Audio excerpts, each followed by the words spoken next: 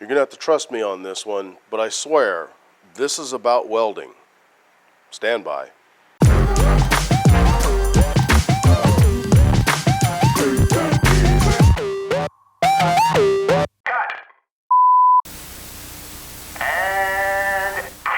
Hey everybody, welcome back to Rattlecan Fab Shop. I'm pretty excited about this episode because we're going to use our newly learned welding skills to do something that I have always wanted to be able to do, and that is to make a specialty tool for a specialty purpose.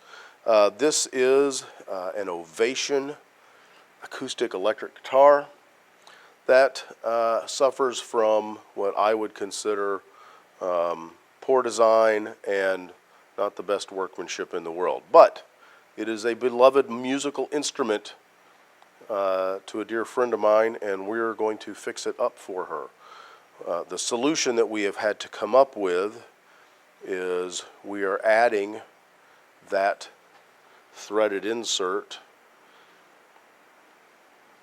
which is going to couple up with a bolt such as this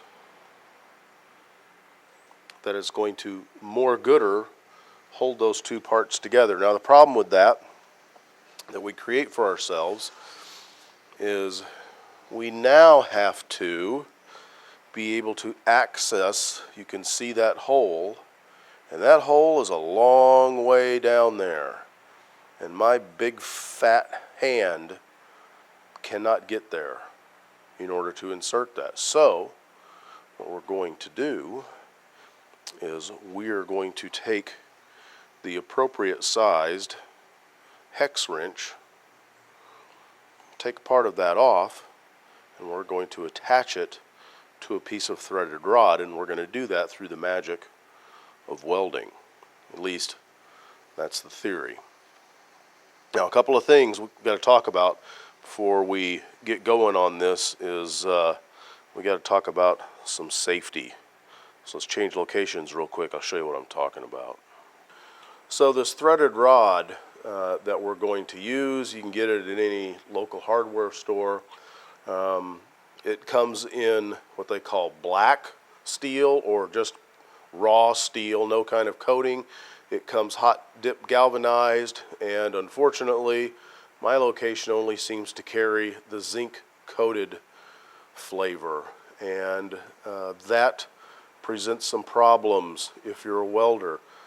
The zinc that they coat it with is fantastic for protecting that steel and keeping the corrosion monster far away from it. But zinc is a heavy metal, and not the fun kind, and when you heat that up and aerosolize that, or when you grind that off, creating dust, then that can then get deposited into your lung meats, and you can get something, no kidding, it's called zinc flu or heavy metal illness. There's a number of things that they will call that. So we've got to get that zinc off of there.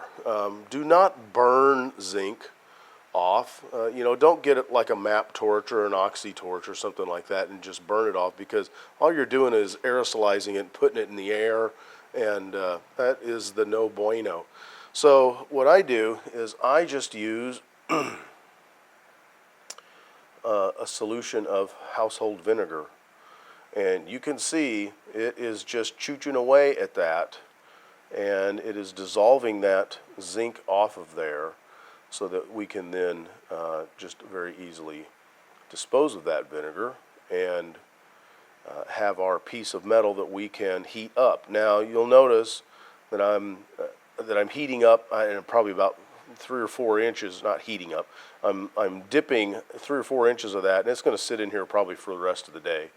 To eat that off of there, we're not going to pour a whole ton of heat into this, so I'm not going to clean the whole thing off. I'm just going to clean that much off. And as just an extra precaution against that, I am going to wear a respirator under my welding hood, because I like my lung meats nice and pink and fluffy. which is one of the reasons I quit smoking so many years ago and why I have such a lovely voice. So do yourself a favor, if you've got to weld anything that is zinc coated, get rid of that zinc coating. There's a ton of different ways you can get it off of there. Most of them involve some form of acid.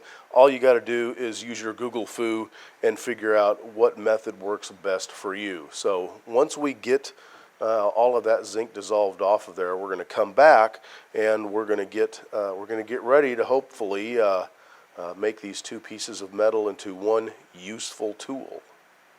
How about if I put it in the frame? That's probably going to work a lot better.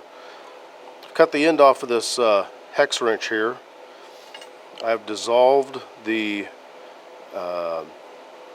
zinc coating about yay far up on this, and then I just took it over to I've got a wire brush wheel that we took that off of. I have a 1/16 inch tungsten out on a rather long, snooty looking, what is that?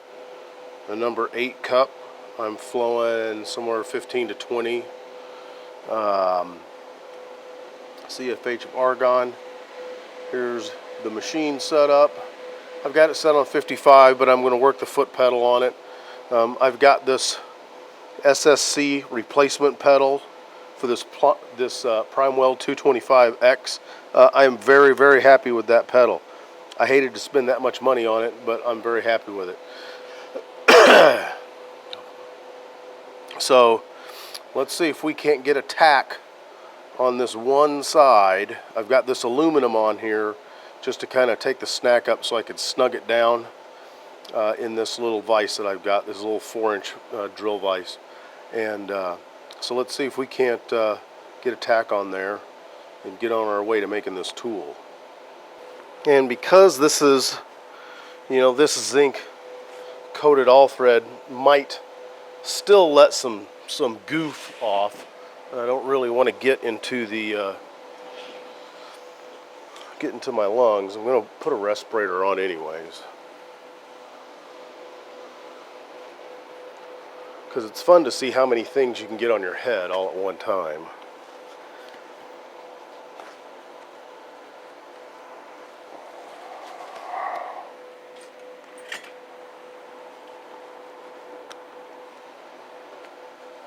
Now, we understand that we know we're not doing arc shots right now. That's another test for another day.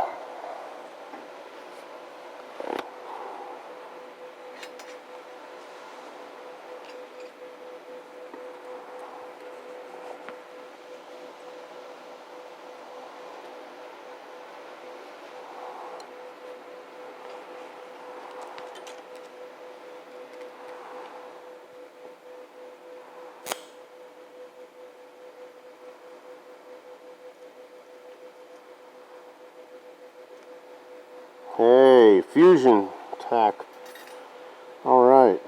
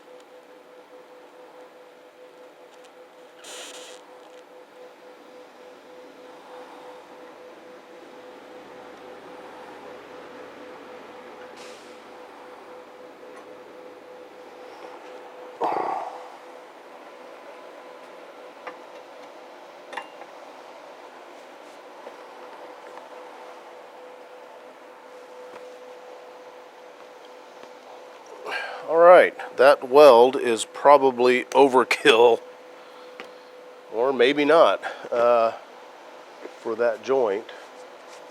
So what I ended up doing was making nice little tack welds on the tips or the corners of that hex, and then once I tacked every one of those corners, I basically just went in and tried to do a little bit of a rotor, just a continual weld. Didn't have to add any filler. Everything melted in fairly nice. You know what we'll do is and you can see where especially when on that last part where I just kind of started laying into it, where my heat affected zone started getting right up into here.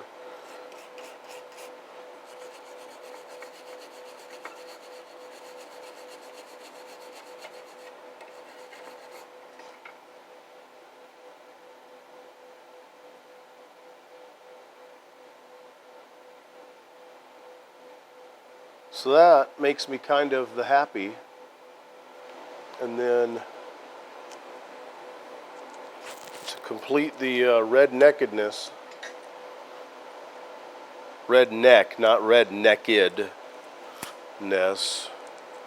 trying to keep this a family friendly channel, because you know what, I want you kids to get involved in this stuff. We just simply don't have enough people in the trades right now. And I'm telling you, there's absolutely nothing wrong with going to college. But going to college is not for everyone. And you can make a darn fine living off of the money you get paid as a tradesperson. So now, my little handle on the end is simply that. So that now we can, in theory, ooh, that's still hot, reach that tool down in there and give her the old twisty. She's not quite square on, but that's all right. All right. So there is, I would have to say, the first instance where I've been able to use my newfound welding skills to build a tool that I needed for my guitar repair efforts. If you don't know, I run a couple of other channels, but this one in particular is for Rattlecan guitar restorations. I'll put a link in the thingy, and it'll probably be here somewhere. Tickle tickle. And then, so you'll be able to see this actual tool in use. All right, so here's what the deal is. As soon as I got version, I don't know, 1.0, I immediately noticed a couple of things. And probably the most glaring of those was that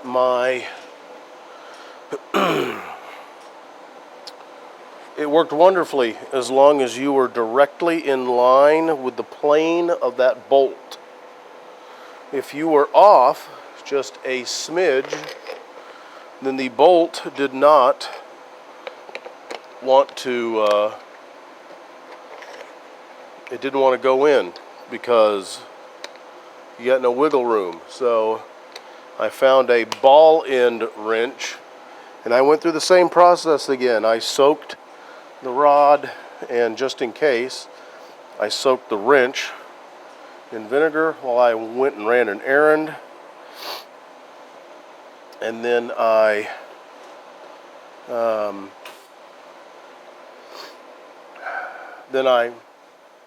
wire brushed it off.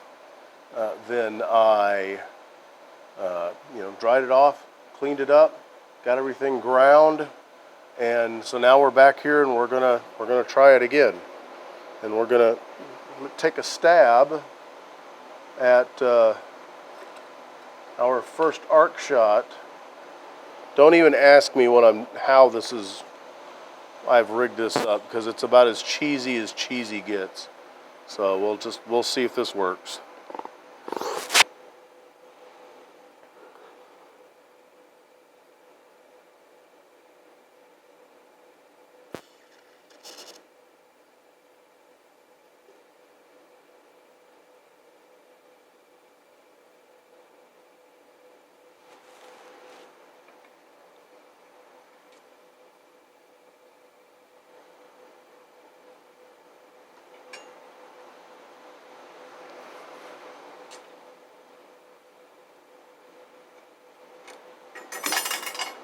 That probably doesn't help.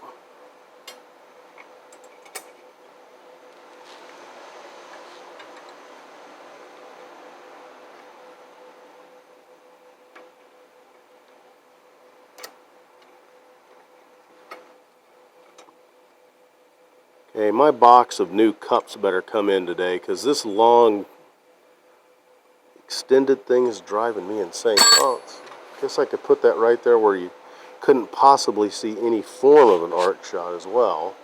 That would be great.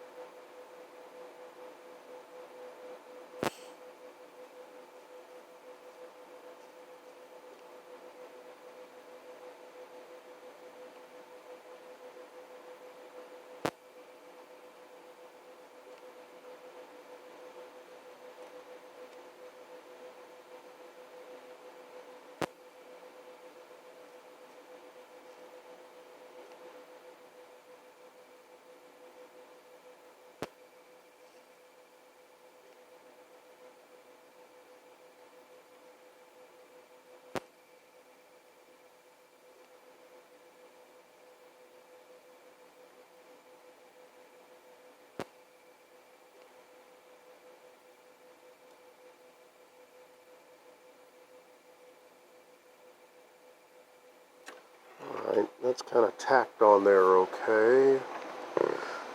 Let's brush this off.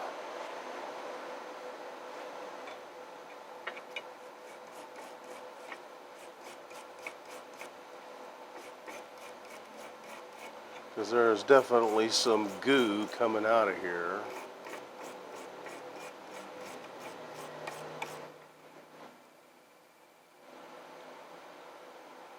Actually looks like it's on a little straighter than the other one. Now the other one was on center a little bit more, but this one is, that's alright. Alright, so now we're just gonna see if we can't get it. Okay, let's do it this way. Let's do it the old school way.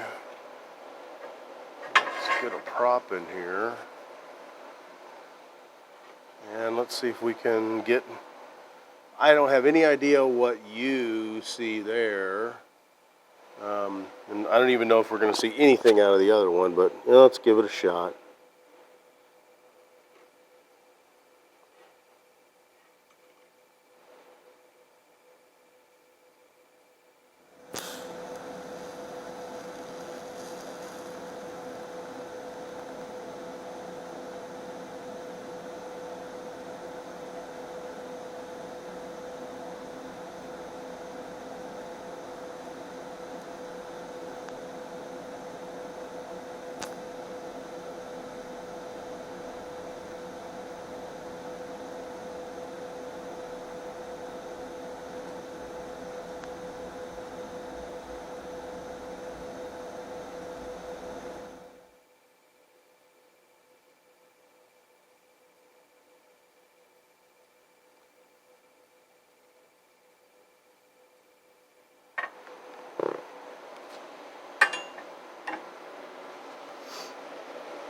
Well, that could have gone worse.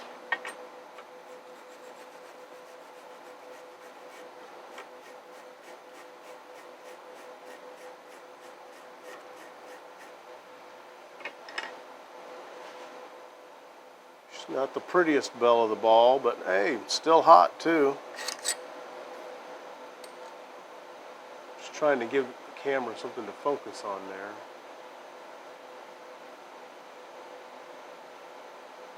So what that's going to allow us to do is to be able to press into that and then maybe get a little off axis and maybe get that in there.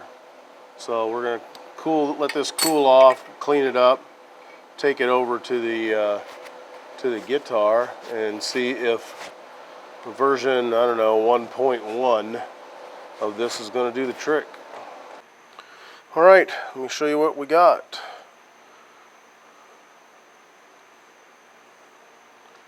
This is that piece of threaded rod with some shrink tubing on it.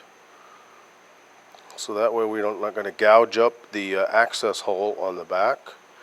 And then this is just a nut, a lock washer, and a wing nut that will allow me to turn this silly thing.